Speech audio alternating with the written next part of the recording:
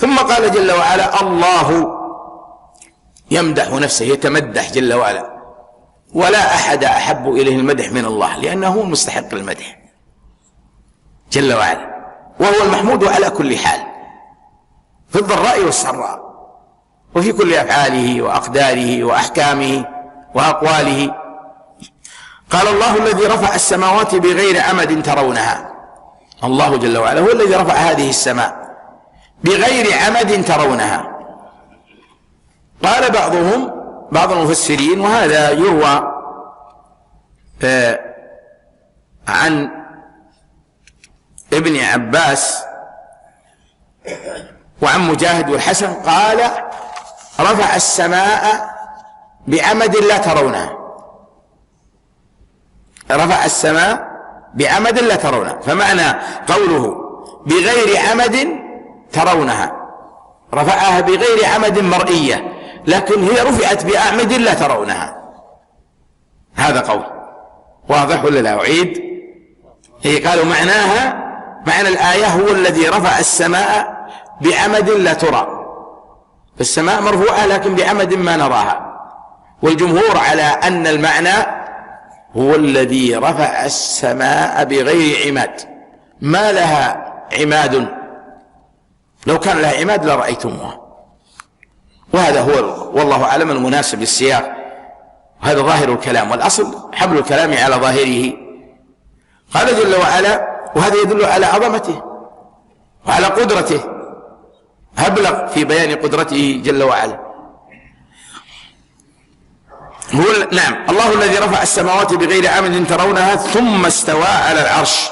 مر معنا الكلام وأن الله استوى على العرش استواء حقيقيا يليق بجماله وكماله جل وعلا، وأن الاستواء في لغته في كلام السلف يأتي بمعنى على وارتفع واستقر سبحانه وتعالى، فهو استواء حقيقي، ولا نقول أنه استولى، بل هذا من تحريف الكلم عن مواضعه، لأن ربنا جل وعلا في جميع صفاته ليس كمثله شيء، هو السميع البصير.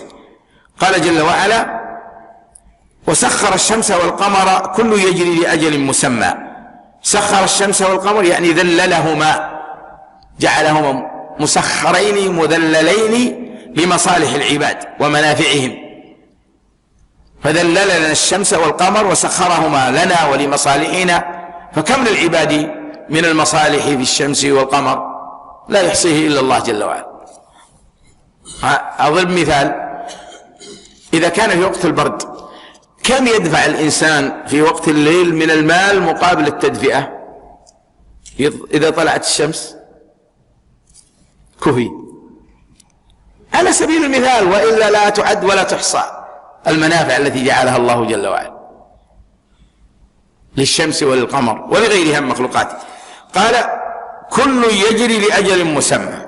الشمس تجري لمستقر الله، والقمر يجري، وكل منهما يجري إلى أجل مسمى، أي إلى وقت معلوم.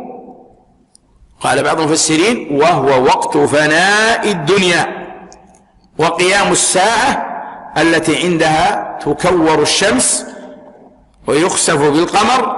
قال تعالى: فإذا برق البصر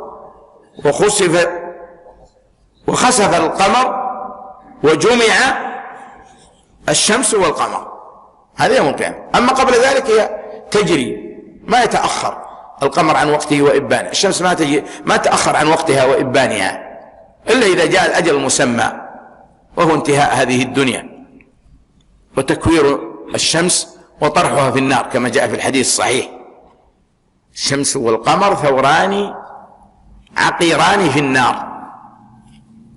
هذه صحه الشيخ الألباني رحمه الله. قال جل وعلا: وسخر الشمس والقمر كل يجري لأجل مسمى. ثم قال: يدبر الأمر، أي الله يقضيه ويصرفه وحده لا شريك له، يفصل الآيات، يوضحها ويبينها لعلكم بلقاء ربكم توقنون. هذا التفصيل وهذا الإيضاح وهذا البيان وهذه الآيات العظيمة الدالة على وحدانيته ووجوب إفراده بالعبادة وإنه مستحق للعبادة، كل ذلك لعلكم بلقاء ربكم توقنون، تؤمنون باليوم الآخر والبعث والنشور وقيام الساعة، لأن الإيمان بالبعث من أهم أركان الإيمان. كثيرا ما يقرن الله جل وعلا بين الإيمان به وباليوم الآخر، لأنه يترتب عليه إصلاح العمل لذلك اليوم